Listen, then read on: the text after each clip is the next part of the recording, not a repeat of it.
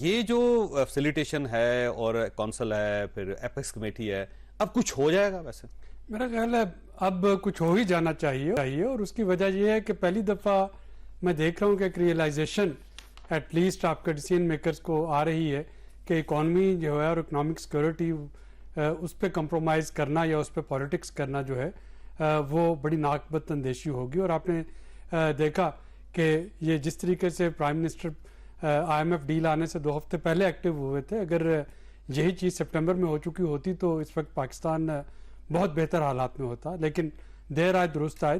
تو یہ جانتے ہوئے اور یہ سمجھتے ہوئے کہ یہ آئی ایم ایف پروگرام جو ہے یہ 3 حکومتوں نے، 3 وزرائے اعظم نے اور 3 وزیر خزانہ ہوں گے اس میں جنہوں نے چلانا ہے.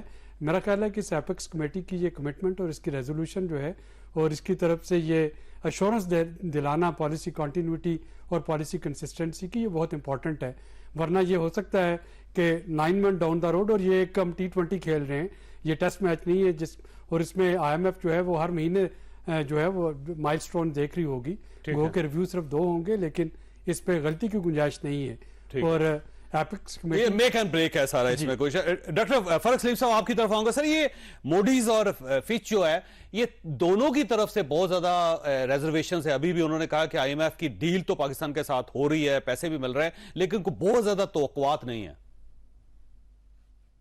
ایک تو حقیقت یہ ہے کہ 3 ارب ڈالر کا یہ قرضہ ہے، یہ اضافی قرضہ ہے.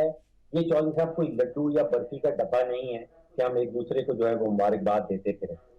3 ارب ڈالر کا قرضہ ہے، اور ساتھ ہی ساتھ آئی ایم ایف ہم کو بتا رہی ہے کہ اگلے 3 سالوں میں 90 ارب ڈالر کی جو ہے وہ ادائیگیاں ہیں. تو جب تک ہم اپنے سمت کو دیکھیے، ہمیں اس چیز کو ایڈمٹ کرنا چاہیے کہ بحران بڑا شدید ہے، بڑا سنگین ہے، نمبر 1. نمبر 2، ہمیں یہ ایڈمٹ کرنا پڑے گا کہ یہ بحران ہمارا اپنا بنایا ہوا ہے. جو بھی حکومت آتی ہے، میں 2 باتیں بتاتی ہوں. ایک کہتی ہے کہ وہ پہلی والی حکومت نے یہ سارا کام تباہ کر دیا، اور دوسرا میں بتایا جاتا ہے کہ کوئی عالمی سازش ہو رہی ہے ہمارے خلاف. تو یہ دونوں چیزوں کو ہمیں رد کرنا ہوگا، اور ہمیں یہ اقرار کرنا ہوگا کہ یہ بحران ہمارا اپنا بنایا ہوا. تیسری بات یہ ہے کہ اب there is no soft option. یہ کہنا کہ یہ بحران ختم ہونے والا ہے، اب بڑی آسانیاں سامنے آنے والی ہیں، ایسا کچھ ہونے والا نہیں. ابھی مشکل وقت جو ہے وہ ہمارے مستقبل میں ہے، وہ ماضی میں نہیں. ابھی وہ آنا ہے ahead of us. اور معیشت کی درست کو ٹھیک کرنے میں 5 سے 10 سال کا عرصہ لگے گا. یہ 3 یا 4 چیزیں ہیں جو حقائق ہیں، جو ہمیں بار بار اپنے آپ کو بھی بتانی چاہیے اور دوسرے لوگوں کو بھی بتانی ہوں گی. جب تک ہم اپنا خود سے معاشی نقشہ نہیں بنائیں گے، اگر اس توقع میں بیٹھے ہیں کہ آئی ایم ایف آئے گا اور وہ ملک کی معیشت کو درست کر دے گا، تو وہ بہت بڑی غلط فہمی ہوگی. اور آئنسٹائن کہا کرتا تھا کہ اگر آپ ان کی تجربے کو بار بار دہرائیں تو آئنسٹائن کی زبان میں وہ پاگل پن کی نشانی ہے. دیکھیے 23 پروگرام ہم آئی ایم ایف کے کر چکے ہیں، اس کا نتیجہ آپ کے سامنے ہے. اب 24ویں پروگرام سے اگر یہ توقع رکھ لیں کہ ہماری معیشت کی جو سمت ہے وہ درست ہونے والی ہے، تو آئنسٹائن یہ کہے گا کہ یہ پاگل پن کی نشانی ہے. ٹھیک ہو خاقان صاحب آپ کی طرف آنا ہے. سر یہ فرمائیے گا کہ ہمیں پہلی قسط مل رہی ہے $1.1 بلین، اور اس سال $25 بلین ہم نے ادا کرنا ہے، سارے قسطیں دینی ہیں، قرضے ادا کرنے ہیں. تو یہ میچ کیسے کرے گی ہماری اکانومی اس ساری صورتحال کو؟ جاوید صاحب، میرا خیال ہے کہ اس وقت پاکستان کے لیے سب سے اہم سوال یہی ہے جو آپ نے پوچھا ہے.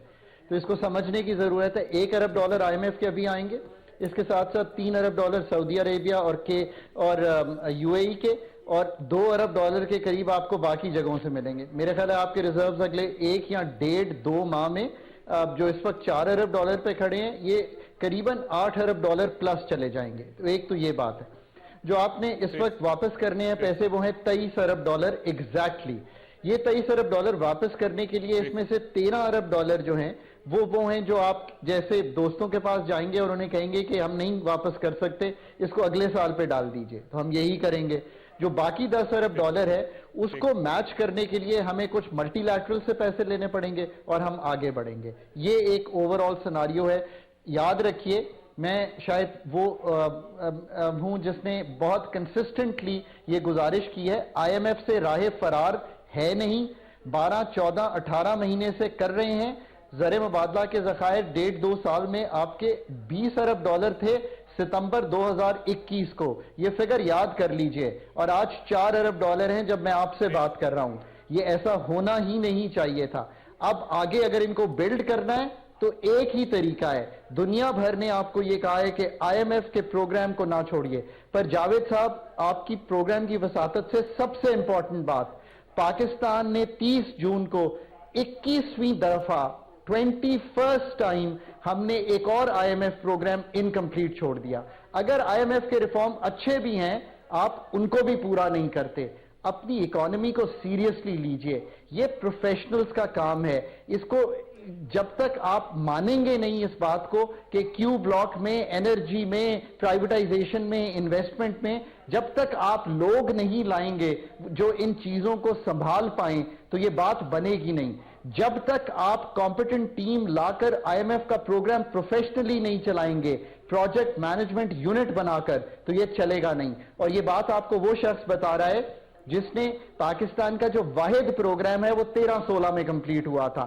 یہی وزیر خزانہ تھے اور ہم نے ایک پروفیشنل ٹیم ان کے انڈر بنائی اور اس پروگرام کو رن کیا. یہاں کھڑی ہوئی ہے ایگزیکٹلی پاکستان کی.